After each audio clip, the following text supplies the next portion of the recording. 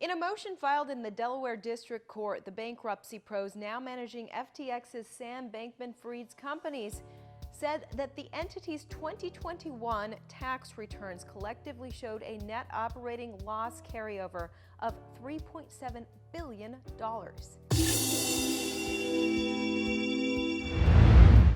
It directly contradicts the image Bankman-Fried has portrayed of his startups. It was supposed to be the breed of corporate America, humble, friendly, and highly profitable. The reality? They lied big time. They cheated investors out of their money. They most likely had no comprehensive understanding of what they were doing and the ripple effect that they are sending through the entire investing industry. Bankman-Fried said his company is profitable.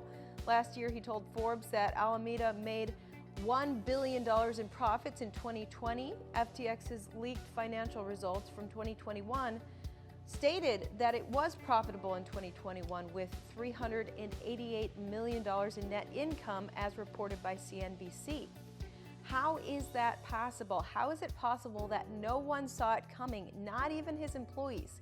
How can you work closely with someone and have no clue what's really going on? That answer may be in Bankman-Fried's lavish penthouse in the Bahamas. All the founding members of FTX and its sister company Alameda Research lived together. They were all living with the 30-year-old founder in the Bahamas penthouse. Yes, FTX is more than a company. They are a fraternity. They weren't just his employees and coworkers, they are also his roommates. Any businessman worth their salt would say that living with your people that you work with can be challenging, especially when emotions get involved. Several members of the inner circle have worked together before. Many of them are former coworkers. They worked together at Jane Street, a quantitative trading firm. Bankman-Fried met the other members during his time at the Massachusetts Institute of Technology. It's not uncommon for friends to run a business together, but things can get rather complicated when they share the same space. FTX co-founder and chief technology officer Gary Wang is one of Bankman-Fried's 9 roommates. Another roommate is FTX director of engineering Nishad Singh. The Bahamas penthouse was also home to Ellison. Ellison owns Alameda, the trading firm run by Bankman-Fried. Alameda holds a central position in the chaos surrounding FTX. Aside from the beach house that they all share, Bankman-Fried also built a co-working complex in the Bahamas. Located close to the beach house, it allows FTX employees to work closely with each other. A few other crypto incubation projects are housed in the complex, including Solana developers.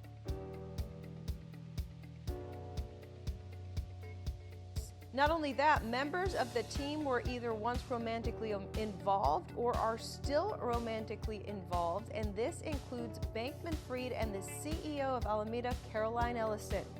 As we know by now, Alameda played a primary role in the downfall of FTX. Several FTX and Alameda employees agreed to speak to CoinDesk. They claimed that the place was built in nepotism, conflicting interests, and a lack of monitoring. Doesn't sound like the profitable and efficient company that Bankman-Fried projected it to be. They stated that the whole operation was run by a gang of kids in the Bahamas. They party more than they work. There were no delineations between their personal and professional lives. It was a merging of sorority and fraternity houses. This is how they built the company from the ground up. It wasn't surprising for the company to crumble from their point of view. The former employees who spoke to CoinDesk, however, claimed that no one outside of the inner circle knew of the siphoning of FTX customer funds into the company's corporate sibling, Alameda. Another of Bankman-Fried's employees told CoinDesk that they knew about the Binance deal the same way everyone else did through Bankman-Fried's social media post. It wasn't until an article from CoinDesk kicked off the crisis that Bankman-Fried finally spoke to his employees. He sent out an internal message to his staff on Wednesday. CoinDesk printed the message. Part of it says, quote, "I completely understand if you want to step away." According to a report from the Wall Street Journal, Alameda received $10 billion in FTX client funds. The customer money from FTX was transferred to Alameda. According to the initial source who was familiar with the situation, Gary, Nishad, and Sam controlled codes, programs, and processes that allowed them to do this. That allowed Gary, Nishad, and Bankman-Fried to do anything they want with investors' money. Another employee said Bankman-Fried's inner circle has a strong bond and they will do anything for each other. The employee said, quote, "The bond within the inner circle was a strong one, so strong that they didn't mind stepping on people as long as everyone in the inner circle was okay." CoinDesk said Bankman-Fried and Ellison ignored the request for comment that was sent directly to them. They were given a chance to speak to the public and tell their own side of the story, but they chose not to. An attempt was also made to ask Wang and Singh for a comment. No member of the inner circle has publicly addressed the issue, even though the inner circle knows that many of their employees invested their life savings in the company. Most of these employees are still not compensated for their losses. There's another chapter to this that no one has read. FTX also has a nonprofit foundation dedicated to effective altruism. Effective altruism is a philosophical and social movement that advocates using evidence and reason to figure out how to improve the lives of others. Sounds good, except there are no specifics in terms of what they are truly building. This foundation is run by Wang, Singh, and Ellison. These three make up the board of the foundation.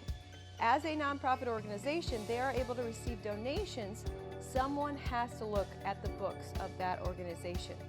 So what are the key takeaways? Who wouldn't want to work with friends? Who wouldn't want to establish a corporate headquarters in the Bahamas? Who wouldn't want to overlook the beautiful blue ocean and sky while earning billions? But the reality is that you can't mix business with pleasure, at least not to this degree. When you handle billions of dollars of someone else's money, you need structure, transparency, honesty, not a bunch of boys partying daily. Remember that most crypto exchanges are startups created by brilliant but young and inexperienced programmers. So know the role of crypto in your portfolio, a high yield, highly volatile new asset. And also know the different asset classes that are often found in successful investors' portfolios: stocks, bonds, and gold. Are you invested in crypto, or are you one of those who despise it? Tell me in the comment sections below. This has been Ivory Hecker for Noble Gold News.